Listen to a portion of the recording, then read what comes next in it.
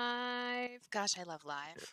Are you live. okay, Good. Sean? Ooh. How This you is a feeling, new pal? look. How you I feeling? like this. I feel like those Yeah, you look like you're gonna animals, be on Tool like Time, What's tool time? I have no idea what that is. God. like in Home Improvement. Oh hell You're yeah! rocking that. You're Let's rocking do that some sweet center 90s. parts. Taylor Thomas. Yeah. Okay. center Let's part. get it. Let's get Crush it. with my Hello. Terrible. Oh my goodness. Oh no, this is bad. Oh no, get No, out my of hair's here. too Everyone has the short. center part. Matt, get involved. I already I'm did, feeling. so See, when you center part, you look like a jock. When I center part, I look like a nerd. Matt's Oh hair no, was I hate so that you're. well coiffed. It was so nice, but I'm also like here for a terrible bit. Hi everybody, welcome to chatWater, the chatWater. show where we chat hair. Center No, you parts. keep going. I'll And Where we chat center parts through history. yeah, welcome to Center Part Water. Wait, why is that No. part of our name that I decided to rub? No, we Chat talk about center our part. Blackwater. We talk about what happened, what's gonna happen, and how we feel about that. Also, I And- will put it immediately out there that I am starting the timer for 30 minutes. We have 30 minutes to discuss the previous episode because we have to get through lore today. We have to. Matt showed Okay, up well- serious. There's yeah. Let's dig into it. Last But then he center episode. parted his hair, And then and he he sent just it threw part that all out of the threw it window. out of the window. Jeez. Last episode, lots of It puzzles. was hook dense. I don't think we got a lot of lore per se, but it was a lot of like, look at all these strings you can pull on. Or look at all these strings you haven't started with yet. And I was like, oh God, no. Yeah, none of them were good. None of them were strings that like bode well for you guys and for the your world you currently reside in. We came up with the idea for the ring of poking, which I think is like, I always want downtime so I can like affect the world and like establish sandwich shops and shit. But now I need a ring of poking that just summons a stick. And Matt, you nailed it. What's your hand I doing think when so. you activate the thing? You can do it so you can like be doing this and then just have a really long stick with a tiny hand that's giving the finger. Like, I took like That's very good. brief in-game notes last night because I haven't had a About chance. the ring of poking? No, that's not on there. Just about the stuff we did last night because like You mean Saturday night? yes, Saturday night. Thank you. God, the days are all bleeding together. Yeah, I'm like, I was really convinced right off the top that the gas in the parlor was really bad, and I mean, of course it was because Kokanee had to fight a retriever by himself. yeah, that Yeah. all happened. You just won like a mini boss fight. Yeah. Well, yeah. Yeah. Think about all the things you could have skipped. You could have gone straight to Allura if you guys had all just taken a nap. The retriever would have just taken you right, like you would have just taken you right at the end. This was the cheat code. This was the secret room to speed run. bypass all of the. Yeah, this is how you speed run. And Kokanee ruined it. But then it would have just been taken one of us, and we couldn't have gotten to him. What do you and that mean would have taking been- one of us? No. If Retriever could've Kokanee taken would have all of been you. knocked out, it would have been petrified like Clack Oh did. yeah. Then we all would have been in the same boat. We all would have been in the same bad boat. Bad boats. Oh gosh. Yeah. But you guys found some interesting items along the way. Yeah. I mean, that's I am fascinated with the layout of this I want to call it a dungeon, but it's her house. Like we're running it like a dungeon. It's like it's essentially a dungeon, but like the fact that we're on a time crunch is I love it. I love it so much because it's the push to keep going. Because I think something that we as Blackwater have always had is, especially earlier on in the campaign, we were kind of like, well, let's take our time and just amble our way through it. And we're like, no, we have to go. We have to go right now. Also, never having this in a dungeon dive, we're here for a specific thing. We're here for a person. Yes. And so Yeah. and like there's so many things that are at odds with like traditional like dungeon diving, and it's like Yes. you can't steal everything because this is someone's home, This is their and we house. don't know Yeah. if we hate this person. And we don't know if we're thus gonna kill her. justified- We don't know if we're Yeah, gonna kill her yeah. at the end of it. So it's like you don't take everything or even anything. You try to leave it nice, and like you don't investigate every single thing because you're on a time crunch. And it's like, yeah, which room do we go for? Not which one is more interesting, Yeah. but which like all the this seems like this would lead to science. Like Yeah. I'm loving that. I found it so interesting. Like it's sort of weird as a player because as a player when you're in a dungeon, you're like, oh my gosh, there's a little side room. Like let's go find out what's in that side room. But like if Kokanee was actually down there, he'd be like, well, we're going to get Limerick. Is Limerick in that side room? No. Almost certainly not. We're ignoring it because that's He's not in those Limerick. cabinets. He's He's not not in those in. cabinets. He's not in the cabinets. It kills me I that need I those that I was cabinets. leading the charge on the like wizards, like you know what wizards keep in cabinets. I don't, because we didn't check. But probably like all know my what's in those hours of cabinets. Skyrim was like you open the cabinets, You- you open the everything- cabinets, and you get everything. all the little like spell God. components. Ugh. But it's like, if like there's a purpose, there's a bigger purpose to that. Like if we go through like room by room, like I've been trying to like title the rooms as we go through to try and figure out like if I was like, okay, if this is someone's house, let's try and like piece this together. So like there's the parlor that we were in with the like the sitting room and the decanters and stuff like that. Then we were obviously in like an attic. And the fact that we were not in magnetism, I'm like, where is this place? That's what I was gonna say. I Like, don't how think far any is of it? I you guys were all, there were so many questions asked in the beginning of like why does Allura have her Halora Hello. have her like place set up here in Garyang? Like what is the significance of her being here close to the magnet? But it seems that every room you go to, because you're going through a portal, those rooms could literally be anywhere. I think we need to start testing with the sending stone every room, even if we're on the same plane. I Like think that's what we need to start doing. it might not even be planar though. Like you might Yeah. just be in different parts of the world. Yeah. Like this might be her way of being able to be like, oh, I want to go to Wolfar.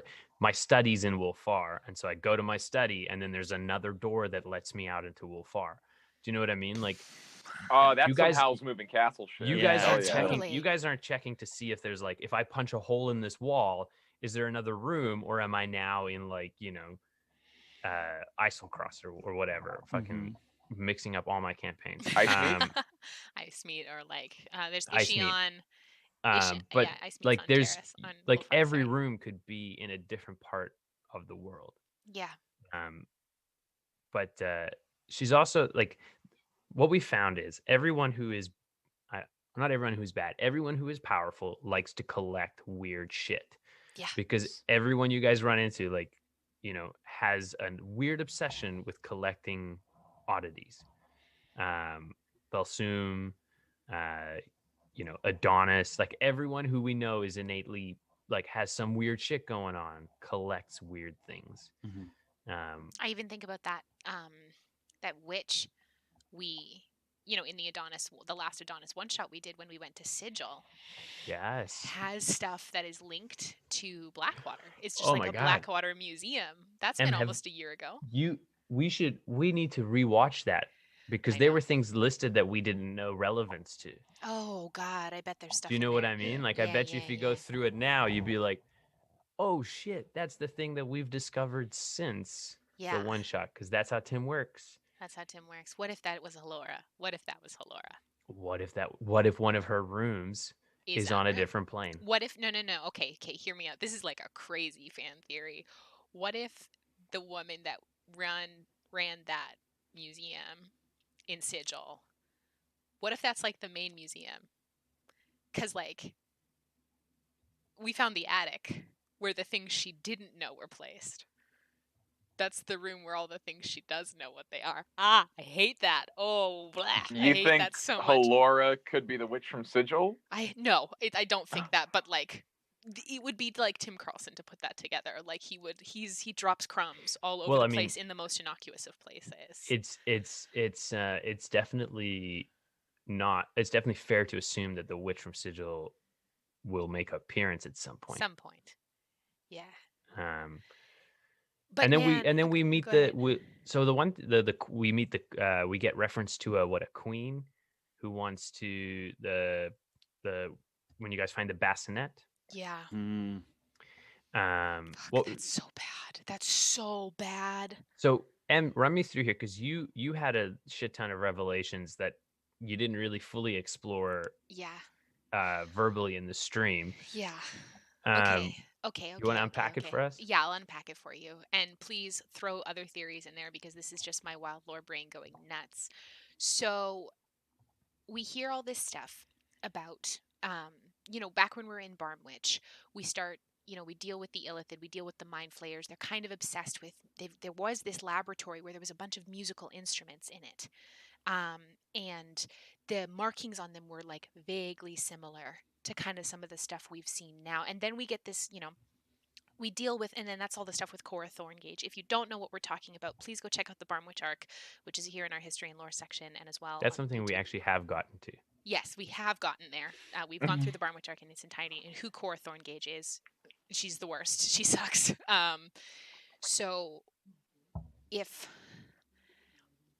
so we have all these kind of like vague allusions towards music in the mind flayer kind of like colony down there. And it's not like we like got rid of all the mind flayers. They left.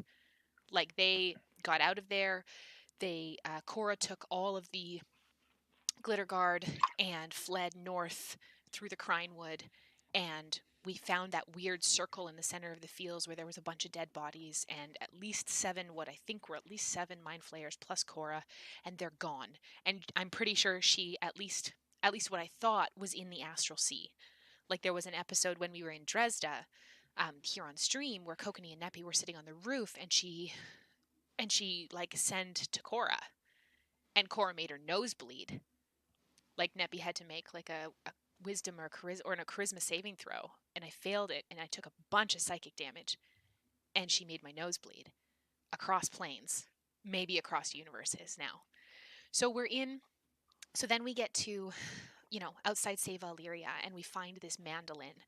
And then when we're in Save Illyria and we're talking to Serpenthus and we get all of the like information on, Neppy kind of goes through the the legend lore and gets all of the information that she can about, the stuff with the Prime Symphonist, the Legasis Empire, Queen Elegansis, ruler of the known, and how Queen Elegansis wanted to essentially play the mandolin. The mandolin was created. She stole the souls from all of these godly beings, put them into a mandolin so she could play a new universe into existence that she could rule and would be the ruler of this.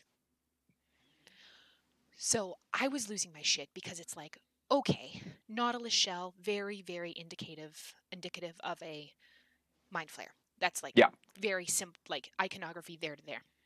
But then we have the language that is like beyond Qualith, like a more complex version of the mind flare language, and it's like, whoa, whoa, whoa, whoa, whoa.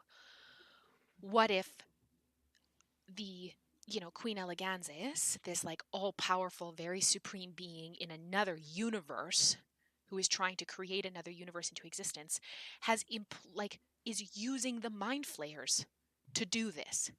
And like when we think of mind flayers, we think of like exceedingly powerful beings who like subjugate other races.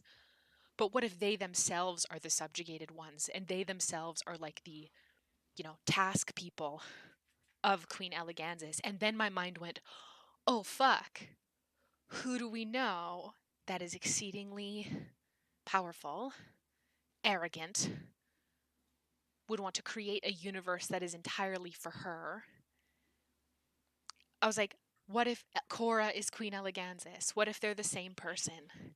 And I was like, oh, fuck me sideways. That's bad. That's really bad. So counter theory. Okay, please counter theory, because I will go off the rails about it.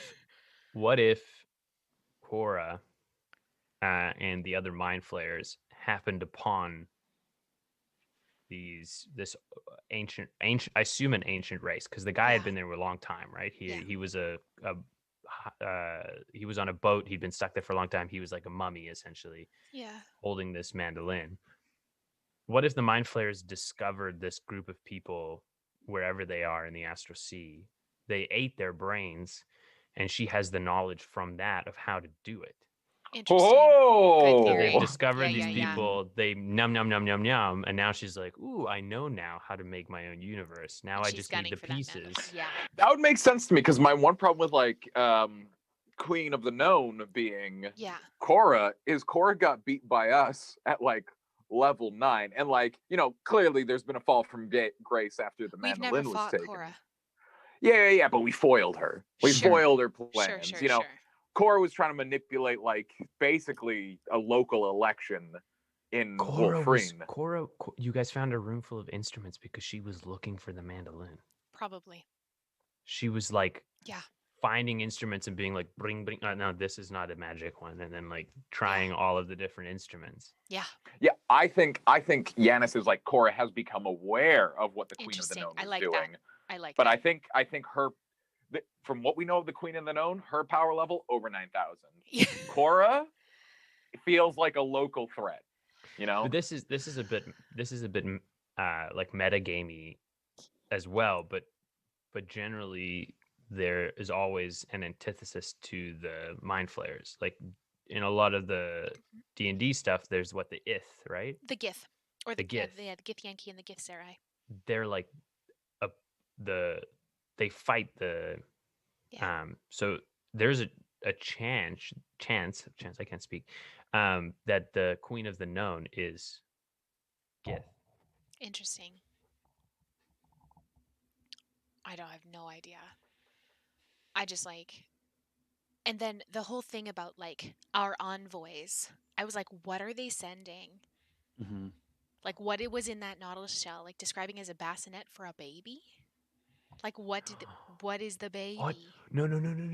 Okay, dish me, please, Yanis. What if Korra was the baby? Korra was the baby. Oh, What if they sent God. Korra after the mandolin? Fuck. Like That's she was put there like a Russian sleeper spy, and just waiting, growing up looking for this mandolin. That's how they transported her to this universe or Yeah. plane or whatever. Oh, that'd be cool because if you want to, you can't just plane hop through universes. It might be a situation like you have to be born of this universe or something and like reincarnated into something of this universe. Or like, just like a long distance space travel kind of situation Yeah. where they send the embryos or whatever. Yeah. And don't mind flayers have like a collective consciousness Yeah. deal? They often So operate she with would an elder brain. so when she would then be born and grow up, she'd have all the memories and connection to the people wherever she came from. Oh, I hate this. I love it. It's insufferable. I hate it. I love it. It's great. Yeah, no, I like that theory. I like it a lot. It makes more sense. It makes more sense than her being Queen Elegansis. She is an envoy. She's the But envoy. we also don't know that the people that you guys saw in the visions with the orchestra aren't mind flayers, because we saw Korra take on a human-like form as well. Those were described. Tim described those as like godly beings, though.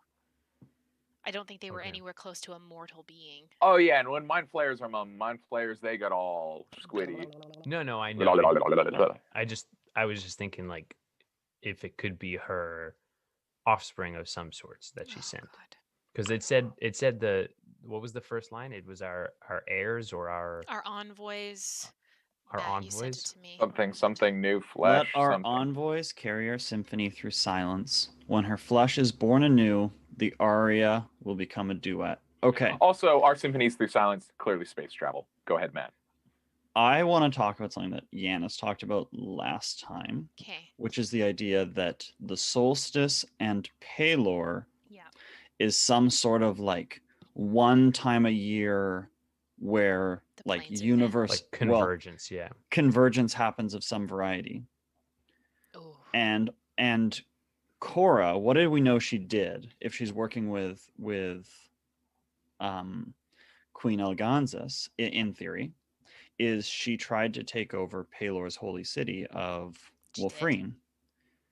And we're talking about when her flesh is born anew, what if there is something like, what if this is a three group thing all coming together and Halora is here at the needle doing something to be leading for the flesh to be born anew tomorrow at Pelor's when everything comes together. Okay.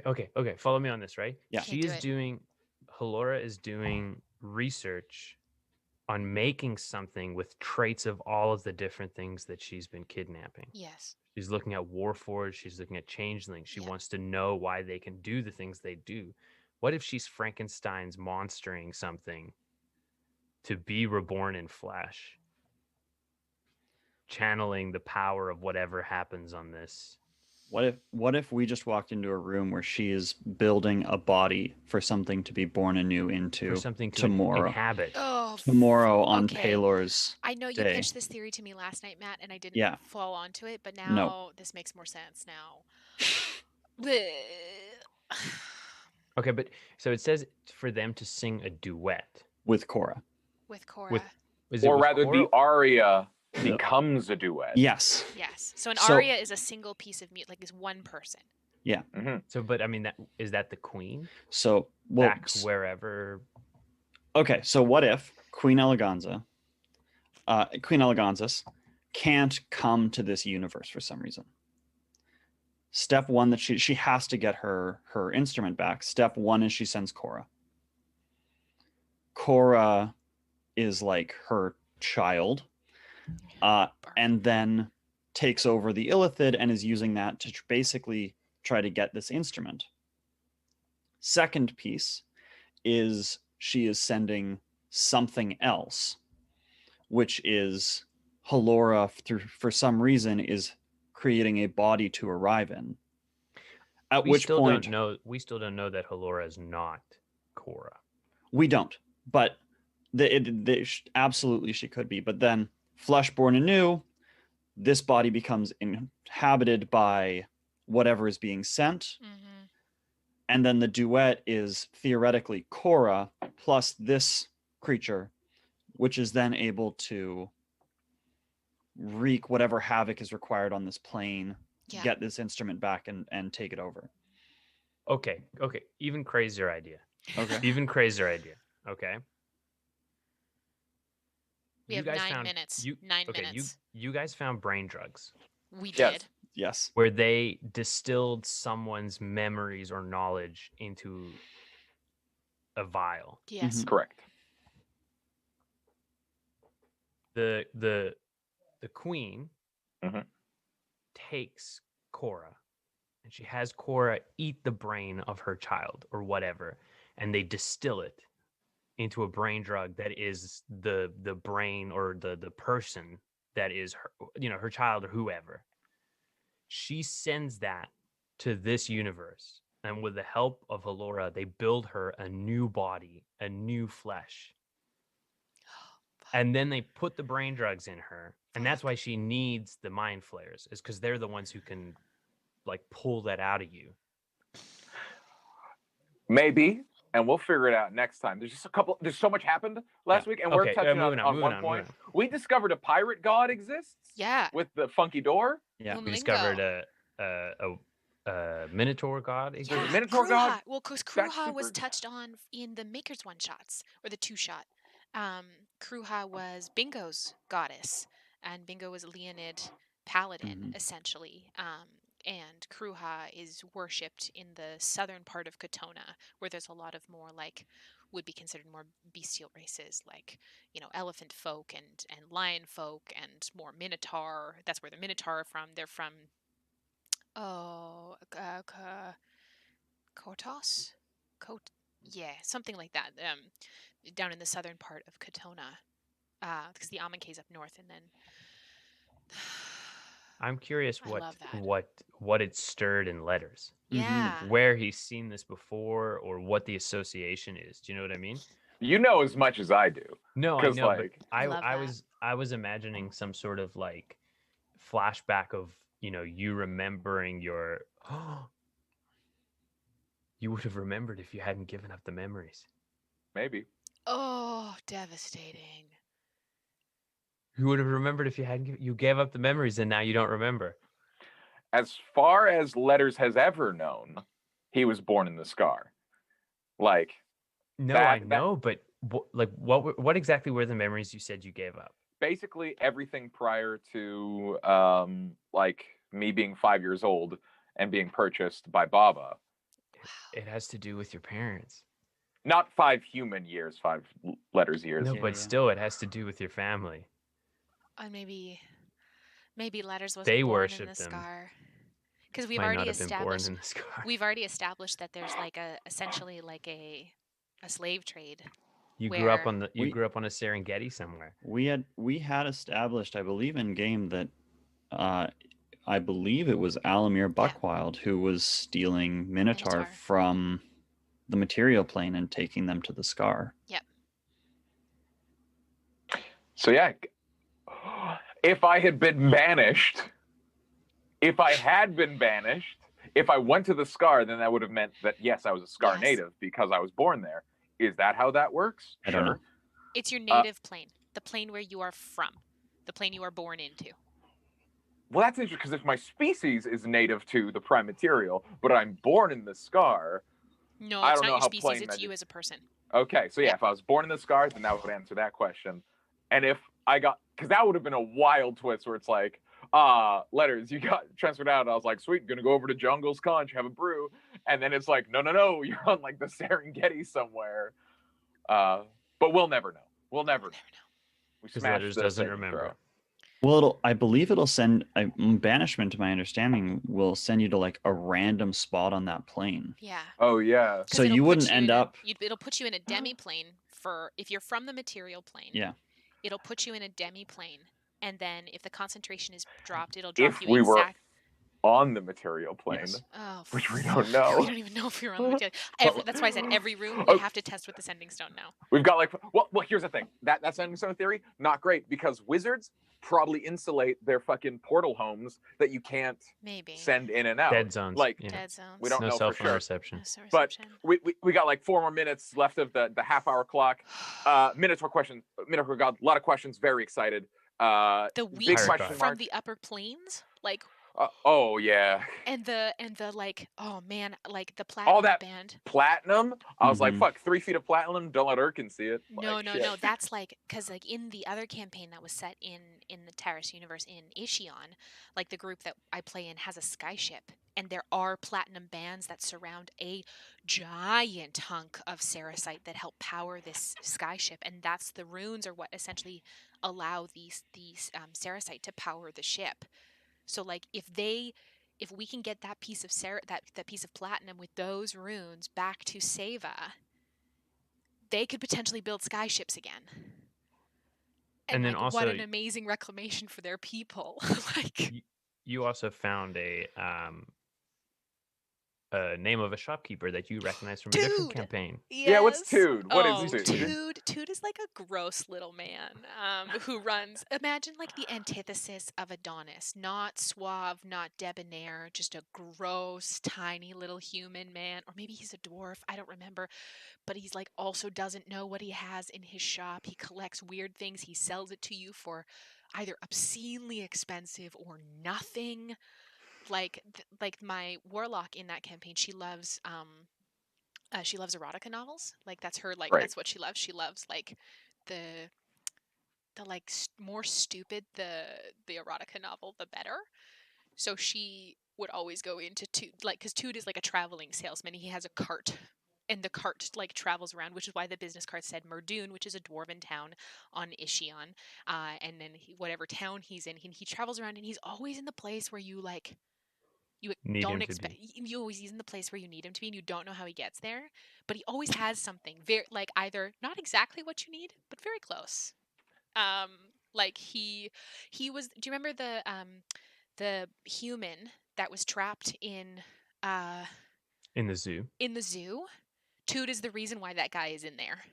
Because that Dendel, that guy bought a potion from Tood to try and plane shift so he could be with his boyfriend, who was a member of the party, and it was not the exact potion that he needed, and he ended up in Sigil and got taken by Exoquick. So Toot is a delight. Always has weird things in his shop. It's like the antithesis of Adonis, but a very similar curio shop. They're probably buddies. They probably play cards. Oh yeah, and I forget who was. I think one of you. Adonis, Tude, and Cornelius. Yeah.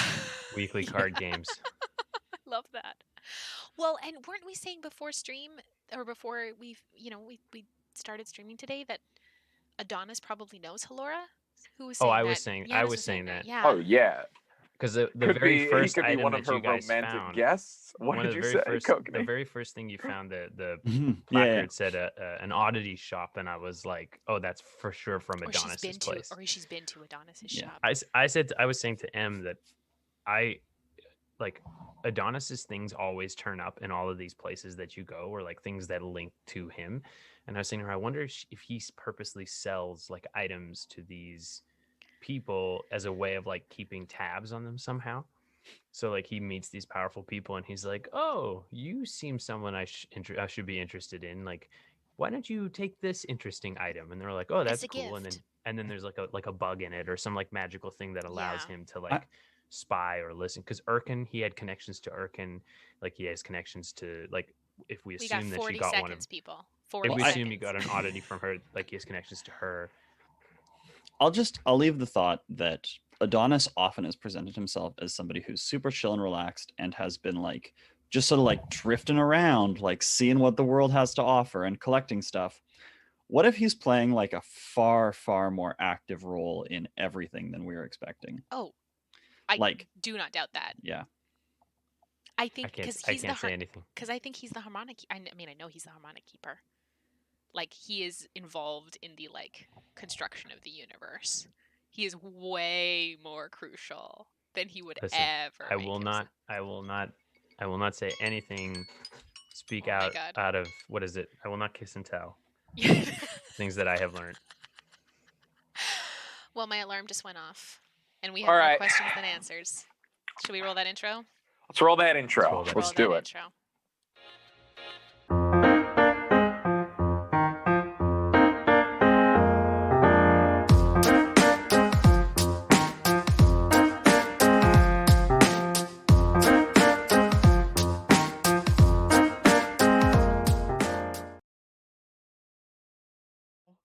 And Yeah. we're Okay. back. We're back. We're Okay. back. We're back. We're back. Okay. Let's do some announcements here, super quick.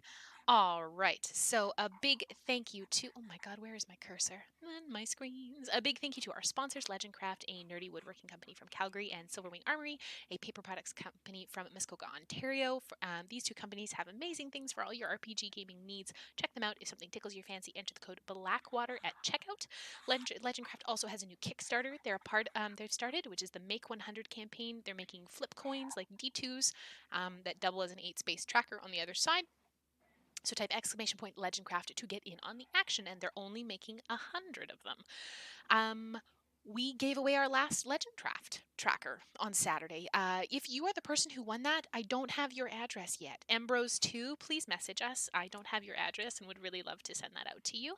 And as love as always to our dice goddess Keisha and our artist Tiana. Both of them are amazing and wonderful. And we're going to be releasing a special little piece of art that Tiana was live watching the stream on Saturday and sent us a very cute little piece of art that she drew in the middle of the bit of the screen. We will be releasing that on the Instagram this week, and you will see it in our overlay next Saturday. So we love her. We love them both. They're the best. If you want commissions done by either of them, please message them on Instagram. Limited number of spots, so get in while you can. Our Discord is a lovely and wonderful and amazing place. Type !Discord in the chat to find the link and come hang out. But while we're streaming, hang out with us while we're streaming, but then come hang out with us for the after party later. If you are part of the people who love the lore of this campaign, there is lots of places to discuss lore. In chatWater, there is like an entire section that is called Lore Club. And speaking of Lore Club, if you want to get involved in chronicling our history from the beginning, type !Lore in the chat, and that will send you to a Google form to get in touch with our amazing mod, the New Experience Network, who has set up a community lore project. It's a fun time, and it's beautiful, and it makes me really, really happy. So get in on that. A big thank you to the folks who subscribe to us. If you subscribe, don't forget to re-up your subscriptions as they don't roll over every month. We also have a coffee if you want to support our show above and beyond a subscription. Just type !Donate in the chat. And if you can't do that, that's super okay. We love that you're here following and hanging out with us every time you can. Last Wednesday, we did our first ever charity stream, which went off so well. It was such a fun and silly show. after PayPal processing fees, we raised over $2,200 Canadian for the Catherine White Home and Wellness Center, which supports trans and gender diverse folks all across BC. That was $700 over the goal that we had set. The VOD is up here on Twitch, and it will only be on Twitch for like another week, and then it's gone. So once the video expires here on Twitch, it will not be anywhere else. So watch it while you can. We had some art sent to us of Taylor Hickson's character Luna, which was amazing, from I think it was here Javier. Thank you so much for the art. Please send us any art. We friggin' love art, as you can well tell, and we like to put it everywhere. Programming this week, obviously here with Chatwater tonight, we do not have anything on Wednesday, but we are back on Saturday, and Saturday is our 50th streamed episode. It's very exciting. We have almost been doing this for a year, but this is episode 50 for us, which will be session 125. So not a small number for either things, which is very impressive. So we'll likely be doing a little something special to celebrate. Those plans are in the works. So come join us for obviously what is a delightful time. And lastly, whether you're new tonight or whether you've been with us for ages, thank you so much for your support. We're really, really thankful that you all come hang out with us, and we hope you feel really welcome in our wonderful little Gravelverse community. Sean, what did you draw today? Okay, well, I think it was a poor choice to draw something so intricate, but upon request, I was asked to draw the Giga Gimbal, that big bad ball with all the pointy things last week. So I drew this angry Kirby looking dude with a scary this is lava. This is the magma hitting love that. It looks like stinky poo. And then it's got all its little pointies, and it says, I don't like you, Kokanee. I don't like you, God, and it's coming to get you. I love it. It's coming to get you, Kokanee. It's just coming to get me? Yeah, because you've got that whip. You've got that whip. Also, we haven't even, I'm so sorry, I can't let this go. There's so many signs of, like, there's so much Arathis iconography in this place. I can't even put the cogs in the giant cog twisting room, the grinder, like, Halora's fucking with some Arathis stuff. Like, there's got to be a vein of Arathis around, like a vein of Eralite somewhere that she's tapped into. I don't know. Or she's, like, gone crazy on the Warforged. I have no idea. It's concerning. As the High Priest of Arathis, I can imagine. As a High Priest of Arathis, I'm moderately worried about everything that's going on here. Yeah. Just a grand total of worried. Okay, all right. We're going to do our best to get through. Although, go ahead, Sean. As a High Priest of Arathis doesn't have that many followers. Clearly, she's already familiar with Arathian iconography and Erasmus, or whatever we call that. Those shards. Eralite. I like Erasmus, but go on. Maybe, best case scenario, we talk to Halora and you're like, hey, have you heard the good news? Maybe we get an extremely powerful follower of Arathis. Maybe she's just doing some fun stuff with some fun Eralite she's found, which is very exciting. But once she understands, like, the glory of Arathis, then, born again. Wow. You're saying maybe she's way cooler than we have thought her to be as of up to this point. I know you're still on the train of we've not heard anything bad from her other than of Limerick. All I'm saying is maybe she's a bad dude, but maybe she just needs an extra set of footprints on her life beach walking beside her, and then she just needs the footprints of Arathis next to her. Wow. Okay. Speaking of Arathis, look. I just feel like as a High Priest of Arathis, and no one worships Arathis, you could be way more aggressive with your acquisition of hearts and minds. I'll start by saying that no one worships Arathis is a pretty inaccurate at this point. Also, insulting to all of Kokanee's efforts thus far. I've been listen here. He's been spreading the good trying word, my best, and you just come out here with nobody. Nobody. We have at least 2 churches. I think a third one probably in Caradoc. I think lots of people in Caradoc are pretty cool. You got 2 churches that you don't even have the keys to. He's got keys to both of them now. I have keys to both of them now. All right. You had to fucking take you are right. Yourself, though. You are right that there was a point where I didn't have keys to them. Okay, we're being serious. We're getting through the lore. We're doing it. Yeah, Matt, yeah. Yeah, Matt, yeah. this is serious Yeah, time. yeah, This is yeah. serious time. How else can I show you how absolutely serious I am? I don't know. Get a suit that's not made of denim. Shots fired. Just Because shots fired today. I love it. I love it. But it doesn't scream, I'm here for business. It screams, I'm here to party. Why? Porque no los dos. Okay, so last episode, It is so much better in Spanish. so It is much so much better. better. That's right. We leave Caradoc and we travel towards Shinkik, where we see that the gnomes are recovering from an attack by the elves from Faraway Tavar. We also see Neppy and Kokanee have one of their very first one-on-one conversations discussing their faith, and both of them finding a little comfort in having someone else to talk to who gets it. So the very early sparks of relationship as of this point. So, Matt, do you want to start or do you want me to start? I would love to start. Please. So this is session 14, titled The Last Caraxian. On January 6th of 2019, we have officially covered 1 year of the early days of Blackwater. They weren't even Blackwater at this point. Matt, take it away. Well, just remind me, just for context. Yeah. This is session 14, Yes. and like us, current day Blackwater are on session what, like 136 or something? 125. 125. Cool. Yes. Matt, take it away. Baby So. Blackwater. BBBW. And on that note, we awake in the morning to another attack from the elves of Faraway Tavar. Oh. Bastards. Yeah. We managed to sneak past the battle and into the Great Factory. If I remember correctly, we snuck through it.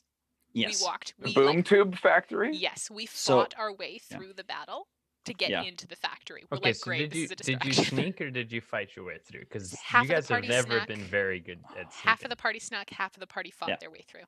What you could expect, the sneaky people snuck in, Yeah. and then the people who were not sneaky Who did clinged not and sneak clanged. in, and then Yeah. clanged their way in. Absolutely. Very good. So as we sneak back, we get into the Great Factory, which has been just such a mystery to us Yeah. before this. I mean, just because it's everything in this town is around this great factory, this building, where we don't know why they have boom tubes, or guns, or that any of this robot tech stuff that's nowhere else in the world. And who the heck is Nissa Timbers, and why is she like 215 years old? That's And very so, old for a yeah. gnome. It's crazy. It's super weird. And so we're and everything is like, oh well, like all the answers are in the factory. Yeah. Like, why do they have these things? Well, all the gnomes every day go into the factory and build stuff. Like, what is going on in there? And it works the factory goes 24 hours a day. It's like a 2 shift, like half the town is on the day shift, half the town is on the night shift, and it is 24 hours a day they are working in this factory. Huh. So it's a mystery. It's been a mystery on our minds the whole time. So we Mhm. ended up getting in. We, as we're working our way through the factory, it's written here begins to self-destruct. Yes. I don't know if self-destruct was the word that Did of you what guys happened. break it? It was a bit of both. I They- have in my notes it says self-destruct, so that's what I You put guys, in you here. guys broke it. But it was a bit of both. I believe they were pushing a series of gunpowder barrels up against the wall to the door. Was that us or was that the gnomes? The gnomes were Right. building a wall in front of the doors to hold the elves Out of gunpowder. Yeah. That's what I think. I don't know if they were planning to blow it when the elves came or if that's just all they had. But I'm pretty sure through a series of events that were our fault, the gunpowder might have gotten lit at some point, some Yeah. way. Or there was a fire that had started in the factory based on the attack, or someone had started a fire, because I knew the elves were firing arrows, and I think they were firing flame arrows into the factory, and some of the fire had started spreading, and then we were on walkways that started to collapse. Yep. And so we were like running through the factory trying to find our way out. And Matt, I'll let you take it from where that Well, so is. we end up on the bottom floor trying to escape all of this like fire and falling machinery and all of this sort of stuff, and we end up finding what looks like an escape tunnel going down. What do you guys think we find down there? Oh, it's a mine for Eralite, baby. Because guns don't work unless you got that Eralite. Yanis, what do you think? I was gonna thought you'd find maybe like a secret lab where Nissa does her tinkering. What Secret if? Nissa lab. What if you're both right? Porque los dos. Porque los dos. You guys, Uh, people are gonna start thinking this is scripted. So as we go down this pathway, there are veins of blue shards in the wall and a very sophisticated forge. And suddenly, We're So, walking hold on, down this hallway. the blue veins are Eralite. Shards an of Arathis. okay, and that is similar to Saracite, because I don't know much about Eralite. Great. we Great question. So Eralite is a like a crystal that has had links to the divine with Mhm. Arathis particularly. So it is almost like a divine conduit. Mhm. It is a crystal that can hold power for the divine once charged. Mhm. Like so the crystal it's like itself is it's inert. an Arathis Saracite kind of. It's like an Arathis battery, basically. Yes. Now Saracite. Oh, sorry, I was going to say Saracite tends to magnify the Yes. magic which is cast through it. So, like wizards can magnify their own magic through Saracite. Eralite is from God, so it's not like Kokanee can't use it to like make his powers stronger. Yeah. It's Kokanee can tap into it from power that has been put into it by Arathis. Yes. So that's why Okay. the shards, when they're not divinely touched, are like a dull Yeah. blue. And so And the then when they're shard charged, they're like a bright white blue. the shard that you have in your gun, Neppy, Yes. that's also Eralite, but that's been charged by Nephthysicate. Nephthysicate. Yes. Okay, So it so glows a different color. So other gods can charge it. It's just generally an Arathis deal. Yes. And the Okay. only reason mine charged was because I have a very strong connection to my goddess, and I rolled a natural 20. Otherwise, it wouldn't have. But I'm just saying charged. hypothetically, Hypothetically, yes. Mhm. it could be charged by other gods. Yes. Okay. So as we get to the base down here and we see this sort of beautiful forge And workshop. and kind of all workshop linked up. the whole deal, a large mechanical structure begins to extract itself. Like a Like mech. on the other side of the workshop, there's this like metal door that just starts to like pull itself out of the ground. Yeah. And we realize that Nissa Timbers is inside. She's working this mech. And so we're thinking like, oh my gosh, she's escaping, or she's about to go like destroy some elves. Yeah. But it's a mining mech. No, it's a war No, mech. it's a war mech. It's a war Yeah, mech. For sure a war so- mech. Like to put scale, I believe, into consideration, like it was big enough that the head was the room that she was in. Oh no! Yeah. This isn't like she's not in like an 8-foot, boxing robot. I believe she's in like a gargantuan. It's like Yeah. full Pacific Rim up in here. It's Essentially, I would say it was probably a huge construct, with like a it was like a giant ball with like legs that just kind of walked like this with like a bunch of artillery and machinery on it, and it just starts like we're in the workshop, so there's like a room that has been carved off next to this mech, and then the mech just starts pushing itself up, like standing up on its little legs and pushing self up out of the ground in front of us, and we're like, oh fuck, this is bad. It's very bad. Yeah.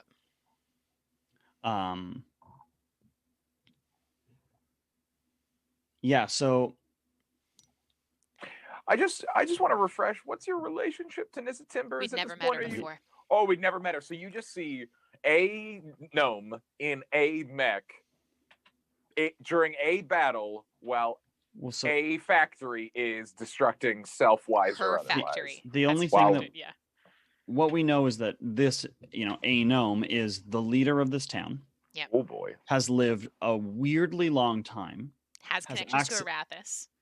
and has access to magic and machinery that we see nowhere else in the world. Yeah. And also that everybody in her town is like pretty not cool. As of this point. Oof. Yeah. So we attempt to convince her to get out and to not leave. Because we're pretty sure she's going to go, like, fuck up the elves of Yeah. Falwe Tavar. That she's going to take this mech and march it to Falwe Tavar and just wreak havoc on the city. But she seems frantic and agitated, and the large clockwork war machine rises out of the ground and starts marching towards Falwe Tavar. Like, we just see it up and it's gone. Yeah. And we're still all in this little underground place at this point. Yeah. So inside, the structure of the underground outpost maintains, but it seems to be a little bit unstable. We have a few moments to get everybody out before it collapses. So at this point, what we did was Kokanee looked at, I remember this moment so vividly. Kokanee looked at Neppy and said, was like, I have to look around. And she was like, okay. So she we figured out, like, someone scrambled up. I think it was Callie started working her way up the chute to try and, because this war mech had left a cylindrical tube, and it was like at least 10, 15, 20 feet underground at this point. So like Callie starts, did she have her wings at this point? I don't think she flew out, but they started trying to work their way out. So while that was happening, like, Neppy was getting Callie out and Yana out and Torren out. And Kokanee started looking around the room. And then once they were all out, like, Neppy looked back at him and was like, I'm not leaving you here. What do you need? What can I do? And this was an interesting spot for Kokanee because we have just come back from Caradoc. And so it's pretty clear once we've been to Caradoc that all of this stuff is Erathasy stuff. Like, why does Nissa have access to all of this Erathasy stuff? Yeah. And so we're searching around the room. And I believe this is the first time that, that's a touch later. So Nissa's bench has a bunch of complex tinkering tools and items. Some of the pages, left behind suggest that this was a Caraxian outpost. A workshop that had created experimental weapons, and we find the molding set for shots for guns, and we take it. Because Kokanee had a gun, but no bullets. So we took the molding set for shot. We took all the tools. We took her notes. We didn't obviously have a chance to read them. We took her journal, and all of that kind of stuff. And so we start to put together, I mean, we don't really know all of this at the time, but this was a Caraxian outpost buried in the ground that had been found by Nissa, not built by Nissa. Yeah. We see that the vein of blue shard in the wall has been chipped away, and there are symbols of Arathis carved into the wall.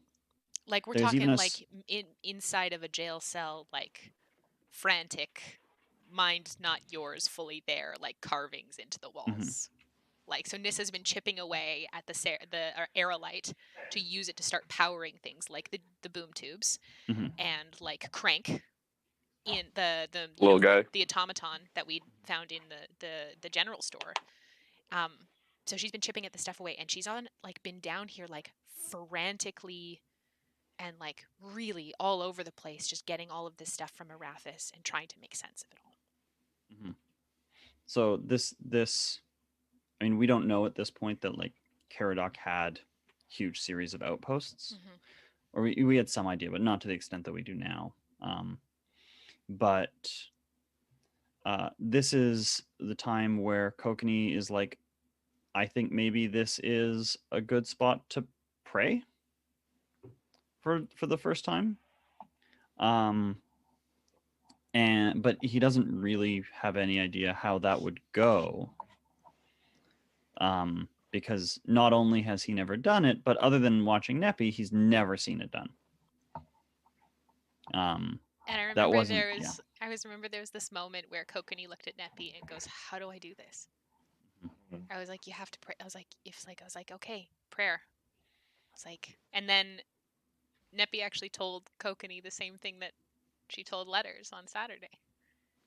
It's like, you have to just let go and let it be exactly what it is, because whatever it will be is perfect. and exactly what it needs to be. Hmm. And they both kneeled down, like in front of the, the Eralite, and there was like a small tableau set up with some idols of Arathis and a small relief of her, and they just sat down and Kokanee prayed for the first time, and she sat with him and was there for the first time he prayed. Which was like,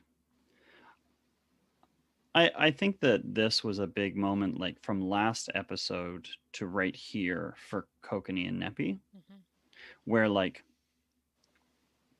Kokanee's living assumption and what had happened in the past was basically every time anybody found out anything about his past, they'd be like, oh, cool, but like, I'm gonna go, because that's a lot.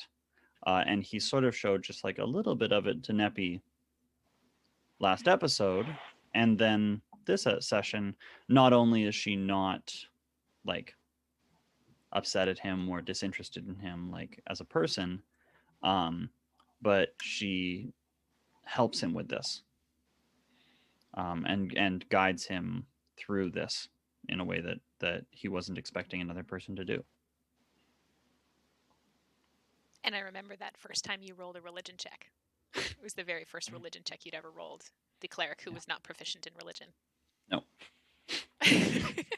Level Was 1 not. cleric, not proficient in religion. No. It was Oh, great. I think you got advantage on it because I had helped, because Neppy had helped you. probably something Yeah. like that. It was a cool moment, and it was Yeah. just like, it was like, for them, I think the world stopped for a moment. That this like bustle just kind of stopped, Mhm. and it was just the two of them. Now, when you say bustle, bustle, bustle, you do mean giant mech coming out of the ground to destroy an elven army, correct? Yeah. That's the Yeah. bustle, bustle, bustle? That's the bustle. Or like move to this town, go travel, all that kind of stuff. So it's like we have this moment where the world kind of falls away in prayer, and they get to connect around faith again, which was really cool. And I then just love the image of Go ahead. the two of them just like, bowed heads or whatever doing their thing. And just like fucking, like, yeah, fucking Cherno Alpha from Pacific Rim is just busting out and be like, come here, Legolas. And then once the prayer completes, the whole starts to fall in on itself. And okay. make it out with time. So yeah, Well, we like barely make it out with seconds, just barely like, ooh, get our way off the rope and like go. I think also something important about the Nissa part is that she's not up top beating up the elves attacking Shinkick. She turned directly to Fawe Tavar and started sprinting that way. Like, if you're gonna break my city, watch out, I'm gonna break your city. Yeah. Oh. She just went by herself. Yeah. By herself in a big battle mech. That's excellent. I can't wait to hear how that goes. Can I jump in, Matt?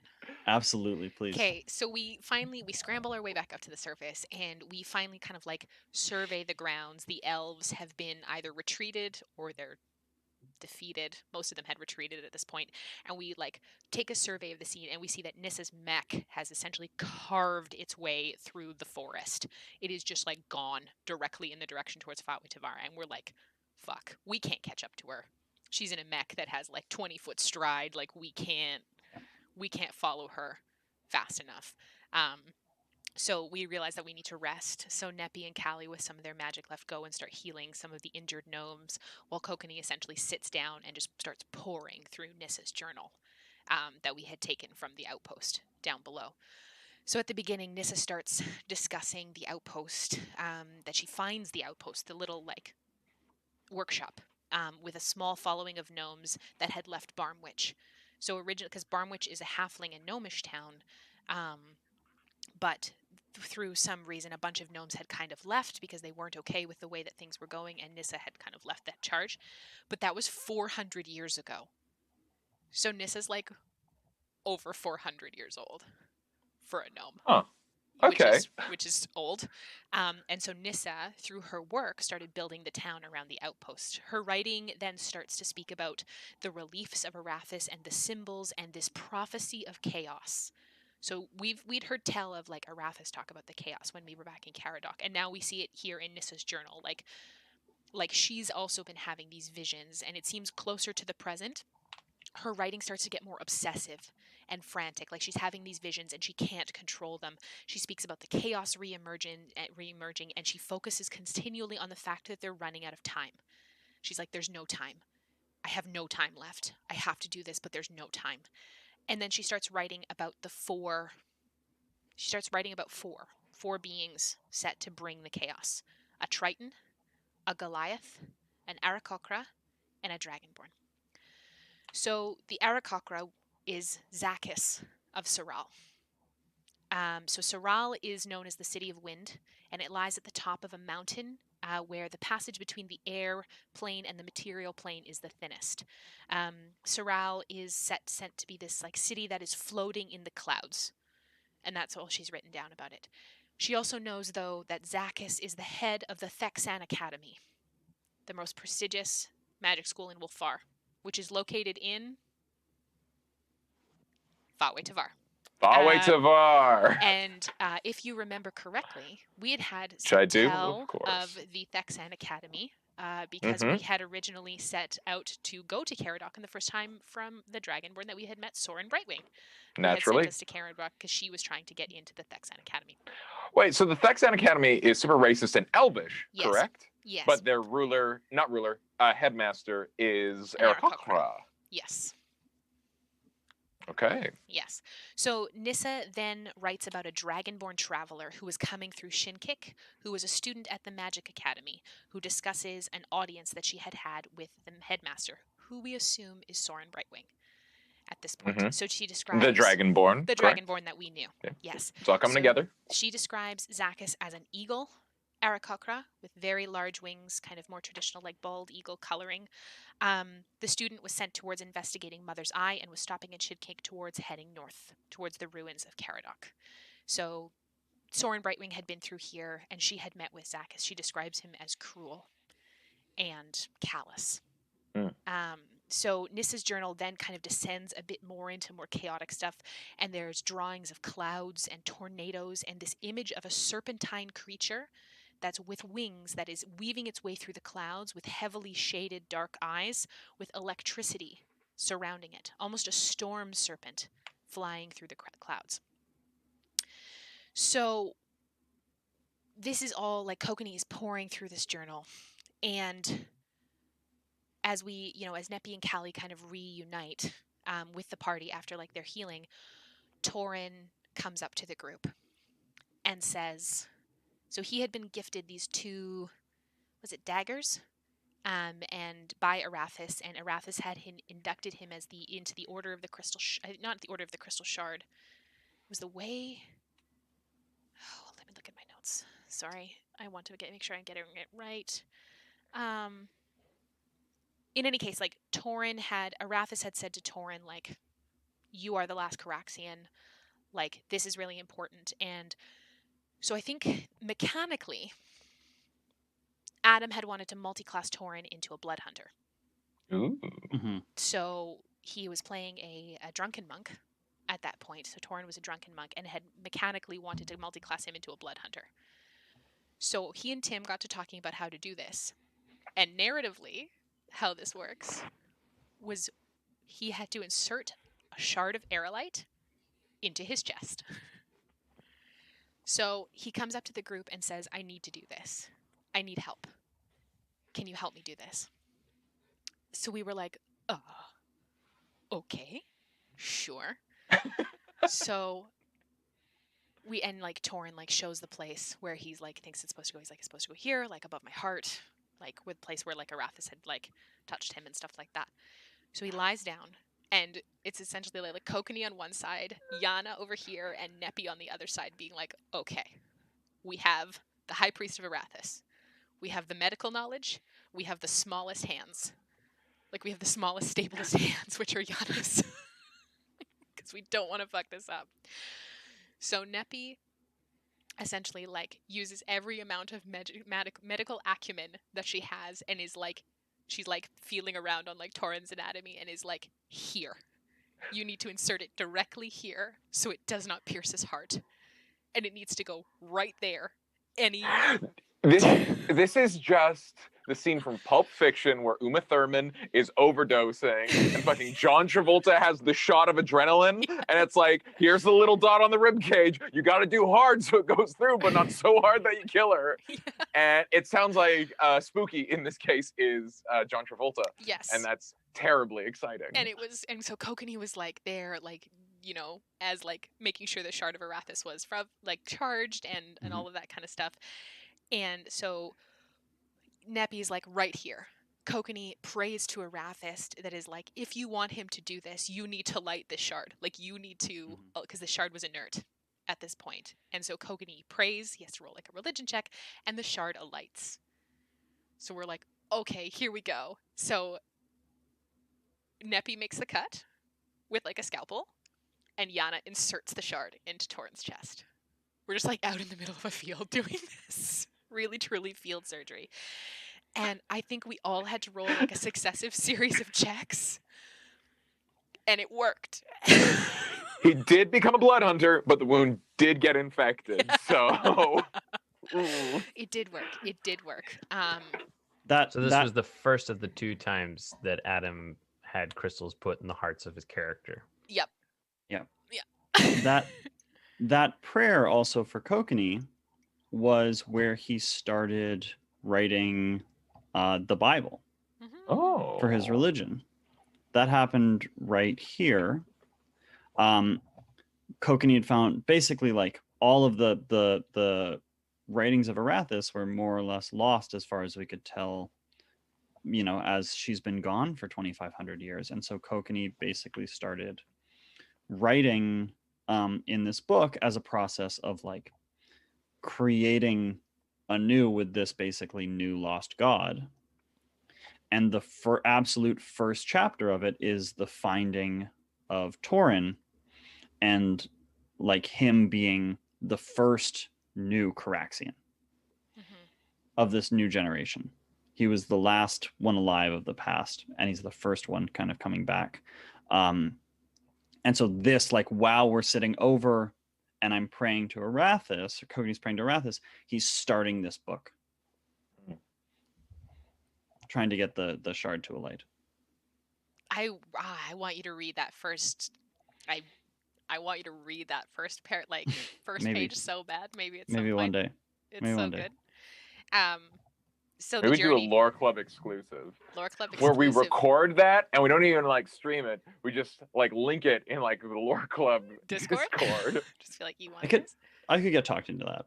Cool. I feel like there's a bunch of paper documents that would need to be read. Join Lore Club. We've got Lettermans and exclusives. Exclusives. So then that night too, like Neppy kind of sees him writing and is like, "What are you writing?" And he's like, "I think I'm writing a Bible." And she was so proud of him. Mm-hmm.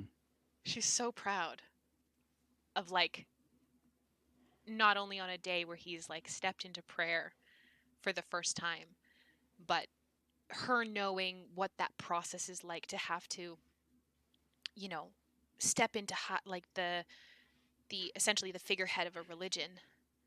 And of course hers was on a much bigger scale because there is such a more, you know, bigger following, more structured following. And here Kokanee is doing this by himself and being like, I am taking steps towards cementing this for myself and her, for Arathis, and for the future followers of Arathis, even though it's just me at this point. Ah, Neppy was so proud. Such a beautifully proud moment. But I think a little bit for it is like, this is the start of Kokanee actually becoming like, more than being told like you're the high priest of Arathis, actually trying things to start moving into actually becoming that. So one of the big things is like his past was something actively will be for the next like 50 episodes, something that makes it hard for him to be high priest, because it's like you have these dual requirements of who you have to be loyal to. And one of the things that this Bible does is he starts writing a little bit about himself and his backstory. Like, I'm this person who's coming and telling everybody about Arathis, like, who am I? And like I should start putting that on paper, even if I'm like not ready to show anybody. Like, I'm not going to be able to become that until people know. Does the first page say, "Hi, it's me, Kokanee Buckwild"? It doesn't. Damn it! That is, hello reader, it's your boy Kokanee Buckwild. But that was how his first prayer started. Hi, Arathis, it's me, Yeah. Kokanee Buckwild. Kokanee Buckwild. And I've said the sentence, hi blank, it's me, Kokanee Buckwild, so many times that I accidentally say it, even though it's Lightkeeper, and like it's for sure Lightkeeper, like a lot now, just because my mouth is so used to saying the words Kokanee Buckwild. It rolls off the tongue Okay, very well. Buckwild's a great name. Like, Like, and just take it on as your middle name. Hi, it's me, Kokanee Buckwild Lightkeeper. Kokanee, I just don't like. I mean, it's my dad's name, and my dad sucks. yeah. The You A's wouldn't be are like, behind hey, I you. changed my name, but I still go by Kokanee Hitler Lightkeeper. Exactly. That's sort of the vibe. Kokanee does not like the Buckwild name. I love the Buckwild name. What a dumb name for a character. So good. And then this, Kokanee like, Buckwild. I feel like that's something that, like, because Tim's mom really loves the campaign, and she loves the story and the stuff, and she follows along with this, like, everything. And even when we were at like in the home game, she would always ask me and Tim what was going on, like what was happening. And she was like, I love, because she would come and stay with us every now and again and like watch. She would come and sit and watch the game or come play with us, and that which you'll see in a bit. But she would be like, wow, what a beautifully defined and well-rounded character Matt plays, and his name is Kokanee Buckwild. Like, what? Which I love.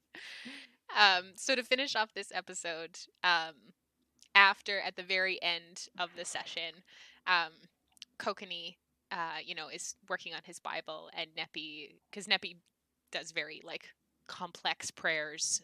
There's 5 of them every day. The Halsala, I could talk to you about all of them because I know all of them, but I'm not going to because that's Lore Club exclusive. She's like, I prayed with you today. Would you like to come pray with me? So they go, and Kokanee witnesses what Neppy's prayers, like he's seen her like go, because usually what Neppy would do is she would like, He can't witness it because it's in the dark. she like brings him into it as much as she can. Got him. She brings him into it as much as she can. Like, she's like, okay, you might not be able to see anything, but you'll hear me speak. You won't understand it, but this is how it works on my end, and this is what I'm talking about. This is what I ask for, and stuff like that. His prayers are like, closes his eyes. He's like, hey, it's me, Kokanee Buckwild. Do you want to come see me pray? Sure. And he walks over, and she's like cutting herself. She's Yeah. like, yeah. Full like, there's full, blood. like, There's it's infernal, so it's like, and he's like, holy fuck. Kokanee. Mine's a conversation on the phone, and yours is like, yeah. It's a big fancy to do. For sure. If we're talking about level of ritual, like episode like 122 or something, like 2 weeks ago, Kokanee figured out for the first time that he doesn't have to close his eyes to pray. and that's where he's at. And Neppy's like, the candles have to be exactly here. She's like, move darkness- those candles. Like, what are you doing, Neppy? Are you praying? No, I'm just burning the candles down so that they're the perfect height for my prayer. yes, this type of incense, these type of candles, and all of this kind of stuff. So I so deeply want to meet the like Nephthysicate Temple candle maker. Like, I argue they keep bees and make them themselves. yeah, no. But there is But someone Who's making leads all these that. candles? Yes. Like, there is someone who is the beekeeper, and there is someone who is the candle maker, and Oh. like, because maybe not as finicky as Neppy, but like most like higher Letters ups are. next time Letters is at Philenis, go find the beekeeper and go find the candle maker. I guarantee you Tim will come up with something wonderful. He's gonna accidentally shed on the candles. An entire lose- like shipment will an be entire batch ruined. is done. Like 1 Minotaur hair. ruins the Letters whole batch. is Letters incompatible shed? with temple life. Yes, he sheds. You shed. No, All mammals shed. I understand, but like, some dogs shed more than other dogs. Yeah. Like, when you get some dogs, you're like the hair's everywhere, and some dogs there's not. So like, are you like a heavy shed? Like, does Blackwater Like, do they go to Do we their have lint clothes and rollers? they Is that have what you're like? Do you asking? guys like Like- have like? Yeah. Do you have like? Oh fuck! I got letters fur like all over me again. Like I can't wear black when letters No, is around. Letters is definitely not like a husky. You know, he's like a fairly he's a short hair cow. There are some longer hair cows. He's not that. I mean, he's got like the long hair And the beard but now. like actually. So yeah, since the beard because it's very thick. Because You go back to the Blackwater Keep and it's like you got guests over and you don't want to sit on that couch. That's the Please, letters that's couch. Letters' You're couch. gonna be Don't covered sit- in hair. yeah, if you you'll sit get like there. the tiny furs where it's like it gets stuck in the back of like the sticky part of your CD case or whatever weird cut. But then you'll get like the like what is this? And you collect it and you're like, oh no! And it's like a very curly I feel beard like hair. our that's just- our poor housekeeper. It's just like going around just constantly cleaning letters. And you for all guys over don't the have place. vacuums; those don't exist. So No. it's just like Cantrips. I feel like there's cantrips to help with that. I don't know. Cleaning cantrips. Oh, and they're Clean not a- hair. it's like just a lot of letters hair and a Yeah. lot of like fine sand that the pets leave behind. and gravel. Because you know it's just like Yeah, it's they're- just they're like just gravel dusty. and fine sand. Yeah, so like it's like the beach. Anytime they come around, it's like someone's been to the beach and tracked all that sand in. It's just crunch. It's a good crunch, thing we crunch, pay crunch our on the housekeeper floor. well. It's a good thing you guys are never home. Yeah, we're never. I home. actually, I actually am curious about that. Do you think the Petch are either like just like there's sand everywhere and it gets everywhere, or do you think that they're like, please, we're experts on one thing and it's sand, and sand is only exactly where we want it to be? Because you got to think if their feet if they're like made of like a Rock-ish sandstone substance. or a rockish substance, everywhere that they step, they would like leave just an ever so. Well, that brings me to here- the question: do they grow more rock then? Oh my Yes. God! This Here- is here's the not thing, here's gravel the water. thing. This is Wait, chat water. wait, We have one more wait, session to wait. get through. No, no, no, Chatwater no, no, can no, chat no. about Petch This- though. Here's the thing. Because they're from a different plane of existence, there is not the like so many things eat our skin and Oh, whatnot that like when we shed it, that those do not exist there. Like some, culture would have come on their skin, but basically the sand mites, which are the equivalent of our dust mites, do not exist in the prime material plane. Good, So good point. when they like shed, they're just like regular stone flecks. It just They hangs don't around get eaten. forever. Yeah. So yeah, I think you're absolutely right. Like it's not like, like fucking Yeah, it's not sand like is a falling sand out of them pit, like the but- Great Escape or some No. shit. But like, yeah, if they Just hang around a dust. place in the Just prime like a material plane, it gets like cement dusty. dust, Yeah. It's like gritty dust. just like a Dust fine and layer. minotaur hair everywhere. Wizard Yeah. cantrip, like vacuum. The gravel pit is a disaster because you Guys, know you guys need. the cleaner is Ressia not doesn't allowed go in down there. there. Yeah. Yeah. She's like, I'm not doing it anymore. I'm not I won't not go going in. down there. I won't do it. Last time I went down there, the shit I saw, no, not happening again. So you like assume it's like, oh, you put sand because it's like a fighting pit. That's what the sand No, is it's here to for. hide. No, It's just a lot of petch pieces. yeah, it's just pieces of petch that have accumulated because Oh, there's that's more to them. you know what that is? That means you've got a pit of like human skin flakes. Yeah. Ew. Yeah. Well, that's most Yuck. dust is just Most skin dust flakes is that just have been human like. skin. chewed Yeah, in but the Right. face. I don't make a pit of it and then fight me. Well, you've got good skin, is the thing. Like I these don't make boys a are flaking. pit of They're dust not flakes. like it's way too humid for They're them. truly keeping and it dry they're- and dusty. They are Yeah. dry and dusty for sure. They are adverse to moisturizer, I believe. Yes. But if you bring hydrophobic. moisture down there, that pit just turns into cement. It's just like it just hardens. Blech. Okay. We're moving forward. Oh. That's so bad because then when you sweat, when you fight down there, Well, they like, don't sweat. You fall. No. When we sweat, because like Letters gets down there, does Letters sweat? No, he's a Only cow. the nose. He's a cow. He's a cow. He Yeah, Your Is it little like the ears dog? would get all hot. Yeah. And yeah. you My just- ears get hot. My you hands pant. get hot. You do like the Yeah. You just try and cool He them ca- down. Yeah. Oh, that's wild. He can't cool down while jogging. Your tail blows breeze on you. yes. Letters is bad at long distance running. That's just We I mean, I determined. long feel like- distance walking. Great. Long feel Here like that first on would've- Chatwater. How do your joints work? My joints. Well, as letters, because like Yeah. cows' back legs hinge the opposite way, right? Like there's something weird about their joints. Do they? Yeah, there's a weird thing about cows' joints that doesn't let them climb stairs or something. I'm like not that. aware of that rule, and thus I've not incorporated it. Am I incorrect here, Matt? But I thought there was something weird about how their legs bend. Letters' legs bend like satyrs' legs bend. There's a number of hoofed bipedal creatures in the world, and letters is just one of I might be those. completely wrong. I thought there was something weird about their But like joints. pigs can't go down steps, cows can't go down steps. A lot of animals can't go down steps. Can you Okay, imagine if okay. that Okay, was we're something moving you- forward. Could We're you imagine moving if that was forward. We have something you some brought lore. over into the narrative where you're like, yeah, letters just doesn't do Please. stairs? Please, please let me move forward. Please. Hold on, I need Wait, Matt's, wait, I no, need no, to no, hear this what is Matt has good. to say about the cows. Okay, and then All we're right. moving on, and then we're moving He has a on. little Okay. sled that he keeps in his pocket. He can only like Fuck. slide downstairs. I might be wrong, but from what I've gathered really quickly is that cows have normal-ish joints, but the reason they can't walk downstairs is because that level of incline is not found to be walked down by cows, and as such, like their body proportions don't Okay, so it's allow nothing them to be do with their tipped joints. I thought there was that something far weird forward about or their back. joints. The same way that bears struggle to run down hills. So if we had a Bears can't run gentle down enough hills? set of stairs, they're bad at it. Yeah, And they're they- bad at rapid course direction. So if you're being chased by a bear, run downhill fast and Yeah. change direction. It's because rapidly. their front arms are too short, I believe, and so their Yeah. body tips too far forward down the hill, and it just Just wants to roll. somersault. Yeah. They'll tumble. Okay. Okay, Furthermore- we're moving forward. Please, we need two. You promised me two. Please. I We didn't never promise you promised. Matt wore We've his never suit. Matt promised. wore his suit and everything. Okay, we're moving on. So that's Hey, the end of the sorry. session. One last thing, just about the last session. This is actually about D&D, Okay, not about thank cows. you. One thing is that Kokanee did start writing his Bible here, but he did not show No. Neppy or anybody. Yeah, That was like a that very comes later. private thing. Very Um, private at that yeah. point. Okay, moving forward. Session 50. What, Sean? I'm just imagine just the two homeschool kids are like crushing on each other like, hey, do you want to see my Bible? It's You very laugh. personal and I've never shown it to anyone. You That's just laugh. really sweet. But Yeah. Chatwater will get there. Yeah, I know, because I know that happens and it's adorable. Just be like, hey, I've been writing my own Bible. Do you want to see it? I've been writing some thoughts or something. I don't even know. It's just stupid.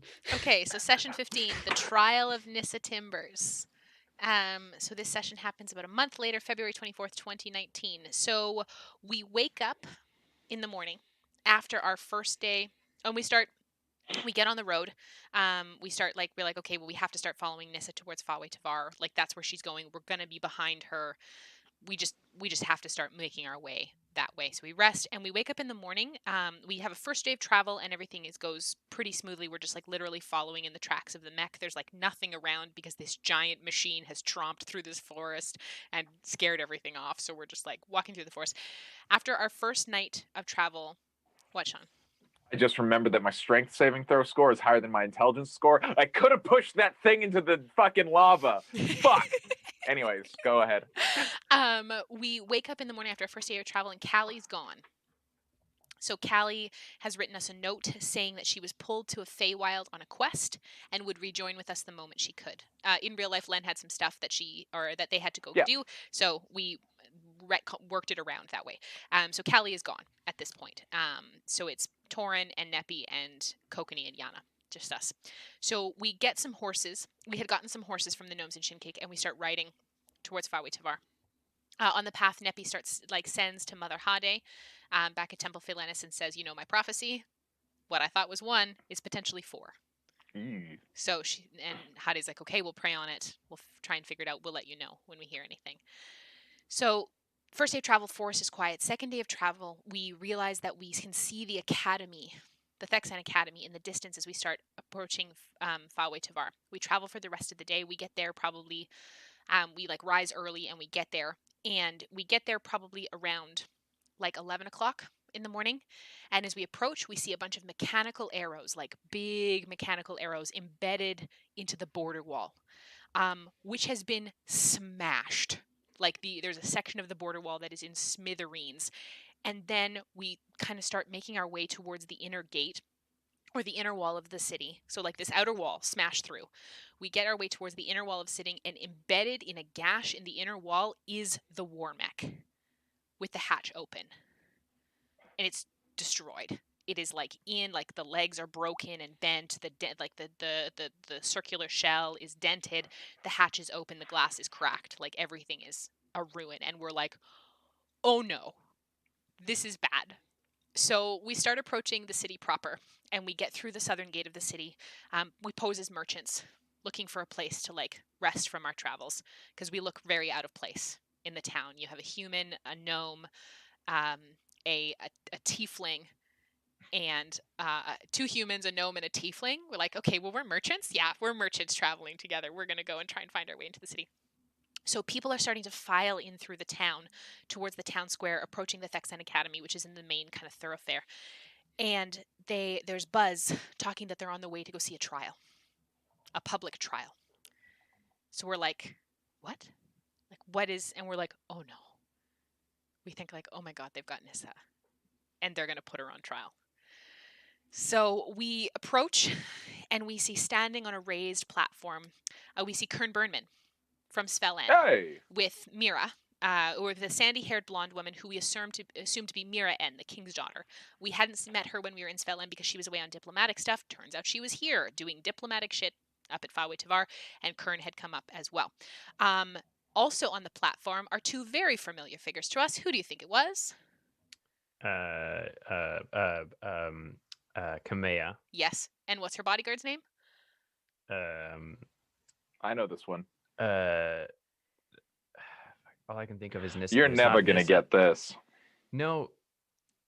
Oh, there's a clue in there. It's Neva.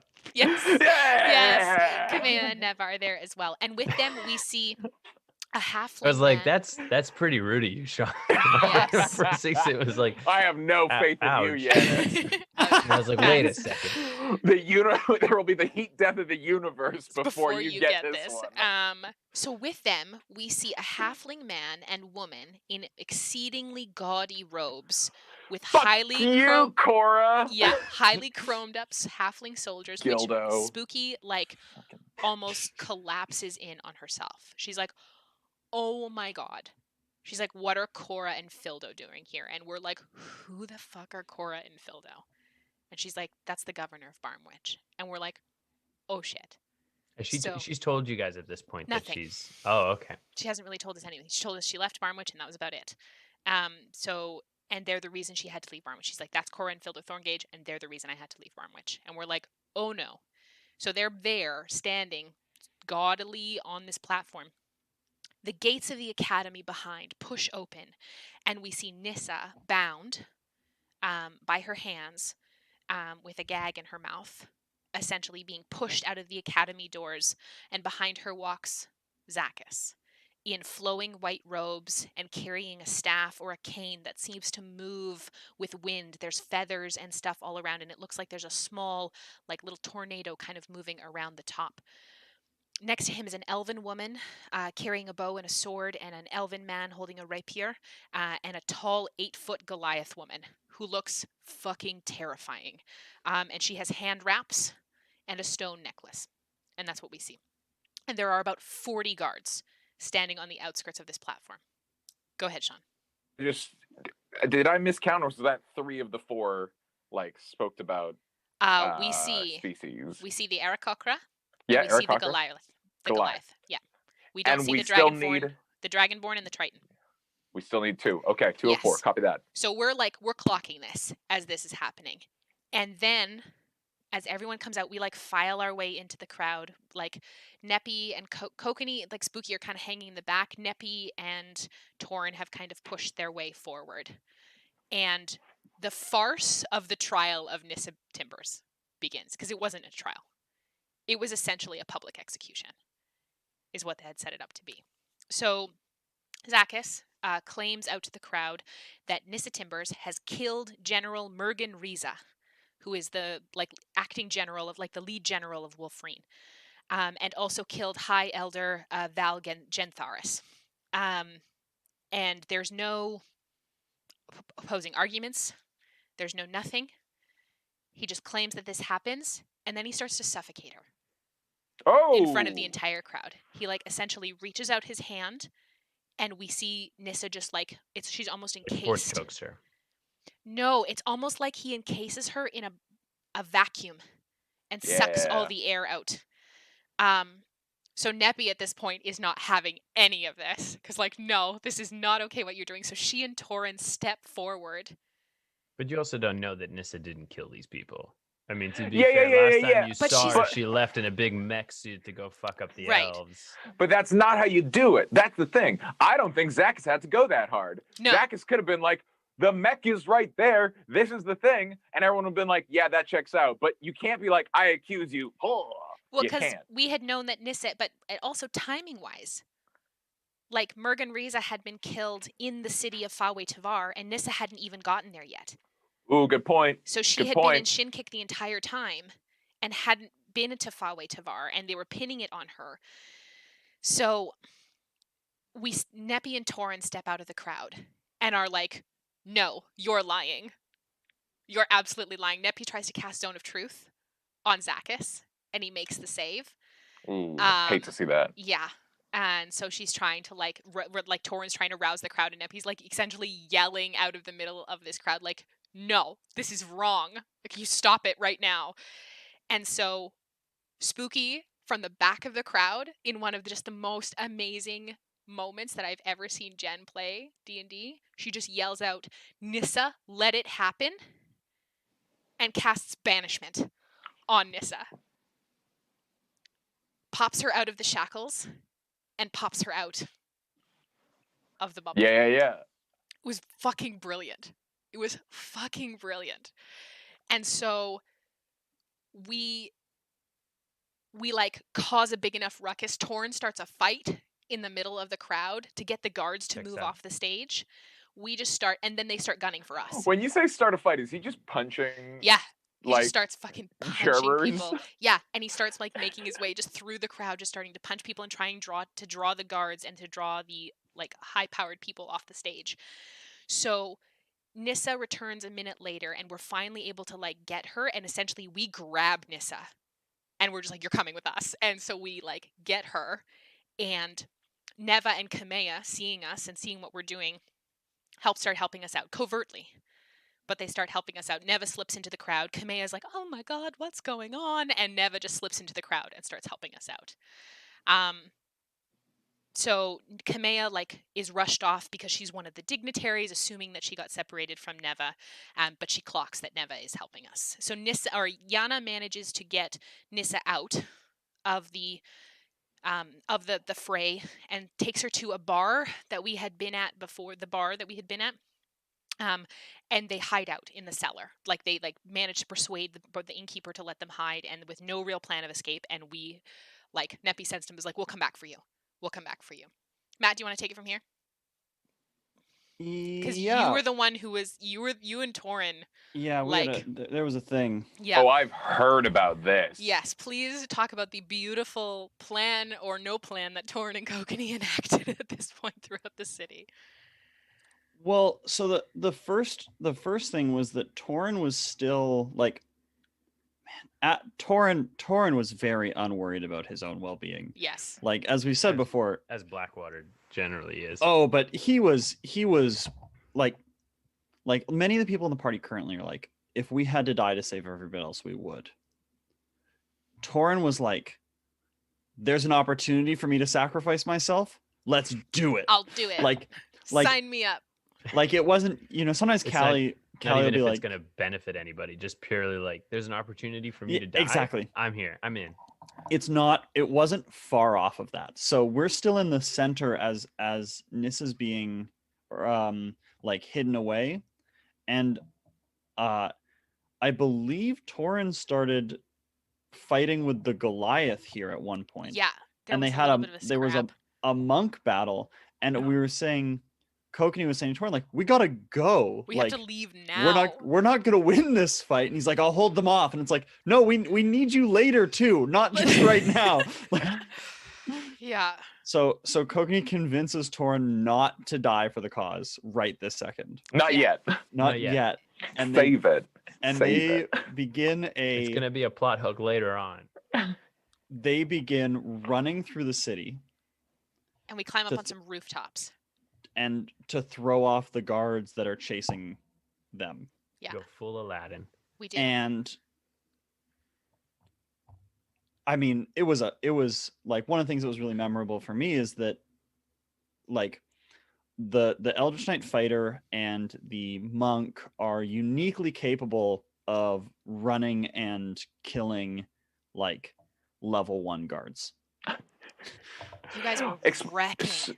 Speak more on that. How is that? Well, so there were guards on the roof that had like crossbows and arrows and stuff, and this is at the point where Kokanee had the gloves of missile snaring, and Torren was a monk who was able to grab Throw arrows it back.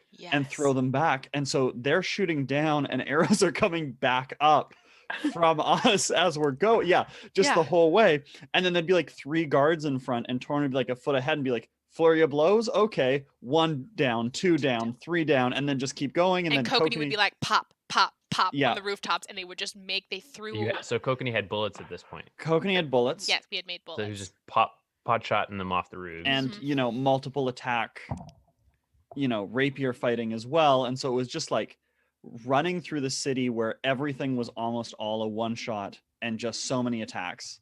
They would be like cutting down 6 or 7 guards in like each little mini combat, and there was like 3 or 4 of those, while as like Neppy is like essentially holding back and like healing them if they get hit, and like we're just making our way through the city because Neva hooks up with us and is like, I know a safe house, I'm going to take you to a safe house. So she comes and she like shepherds us to a safe house, and then Torren and Kokanee go out again and double back to throw them off the scent. It was wild. It was wild because Yana's gone. Yana has taken Nissa somewhere. She's safe. We know she's safe, but it's like it's wild. And then so we get to the safe house and Neva's with us, and she says, "Okay, Kamea's going to come meet us here when she can slip out." And we learn that essentially what Zacchus is going to do is he's going to travel to Wolfreen. They're going to take the body of Mergan Riza, the general, to Wolfreen in a convoy, and because it's about a week's journey to Wolfreen, so they're gonna walk the road, the big there's just a big ambulance, a fire truck maybe, to Wolfreen, and Zacchus is gonna accompany them. There's probably gonna be guards, and Kamea is gonna travel with them because Kamea was one of the other knew Riza very well, and they were very close. So that is the end of session 15. We did it. We are in a safe. We did too. We did too. We did too. Go us. Go us. So Thanks, SB. We managed to get through too, because it sounds like that last session was like courtroom drama, and then probably real time about 3 hours of Torren and Kokanee of beating the shit out of level 1. Out of level 1 guards. Maybe next week we will try and get through session 16. No safety between safe houses. Ooh. And session 17, the girl in the sewers. And if we manage to Jar do that, Binks, we will have gotten through all that we planned to in the first session. Yes. The one session that I had planned to have Matt join us. So this is about when we actually started playing weekly too. It was session, the one that we just talked about was, we started playing weekly at the beginning of March 2019. So after this, we'd been playing monthly, and then we started playing weekly. This was some good stuff. Those combat sessions, those the running through the streets, we were all just in my living room, just being like, "Oh my god, this is so bad. We're so outnumbered. What are we gonna do?" It was great. That's some of my favorite. I don't know if Tim did this, but there are, I've seen other DMs do it where they have hourglasses for things. And I feel like you guys probably had a similar sort of experience without it, but when Tim's you given us a timer before, when you put pressure to keep moving, you force players not to be able to stop and talk it out. Yeah. It creates such fun D&D because it has to all be knee jerk. Yeah. It has to be I don't have time to think about the consequences of this choice. Whereas usually even though it's in combat, things move quickly. People have time to think and what am I going to do? And but when it's knee jerk, what do you do? And you have to answer right away. It makes for really fun, sort of compelling D&D. We saw a little bit of that last night with you got 10 seconds to solve the riddle. Yeah. And I'm like, yes, Tim, more of that. Yes, Tim.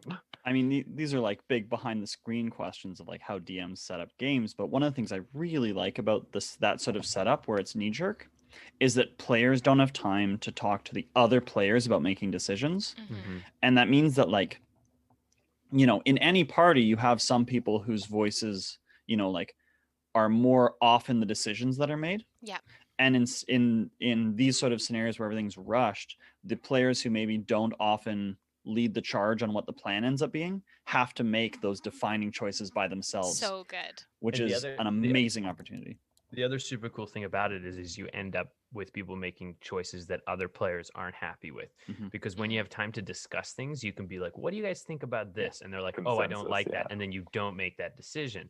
Whereas if you have to make the knee-jerk decision, you can make a decision that other people as players or as characters aren't happy with. And when you create that sort of like reality of people not being like, because a lot of times D&D parties sort of almost always get along because everyone has time to sort of like talk out the decisions so that they're all feel pretty similar about them. But when people make decisions without consulting the group, then it leads to like interesting. It's kind of like when Neppy made the decision with the Matron of Vengeance, right? Like you lead to those sort of situations. So yeah. It I mean, was a cool time. It was these sessions where it's I think it's one of the first times too that we see the party not start working together as a party, but there's flow, there's coordination, and like I don't know about you, Matt, but it felt like to me these sessions were over in an instant. It's like we'd start playing and then we were like, oh my god, it's 4 hours later. When are we playing again? Like I think it's the first time we've been playing where we were having a very fun experience in D&D, which is like emotional sync, where all of us are all feeling the same thing at the same time, and you know that everybody at the table is feeling the same thing at the same time. Like in the past, you'd be like, oh, this is like a super emotional or cool moment for two of us, but the other people aren't like, everyone's not feeling the exact same thing.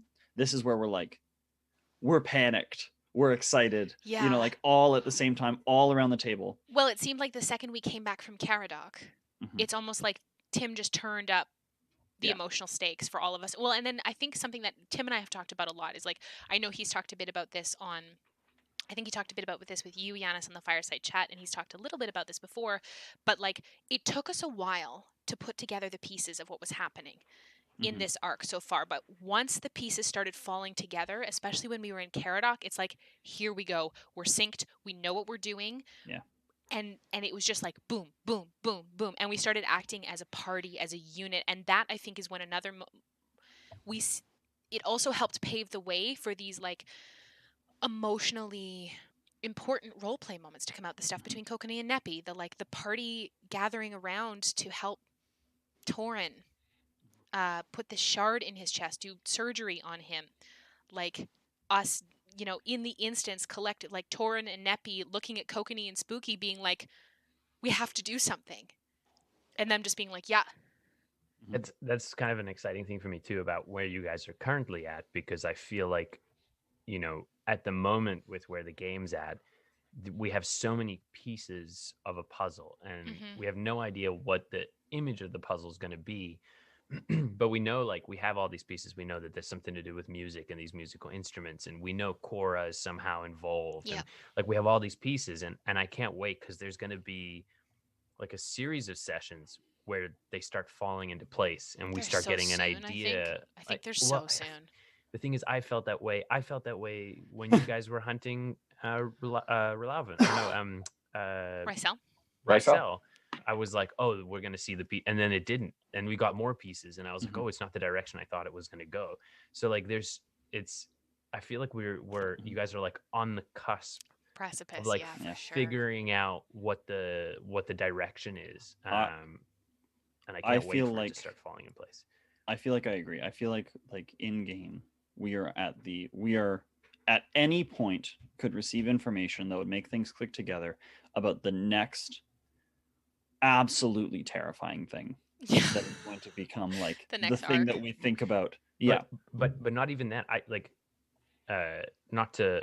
This is kind of like when you talk about like when people get older and you talk about their death, and it's like, it's a bit weird, but like not even like the next arc. Like I think like I feel like the pieces are almost falling in place where we know what the end arc is, and there might be like arcs involved in getting there. Yes. But I feel like it's like kind of like when with if you look at the first campaign of Critical Role, like they knew what they had to do, and they knew they had to go get the things to do it. Like there was like steps involved that got them to the end of that arc.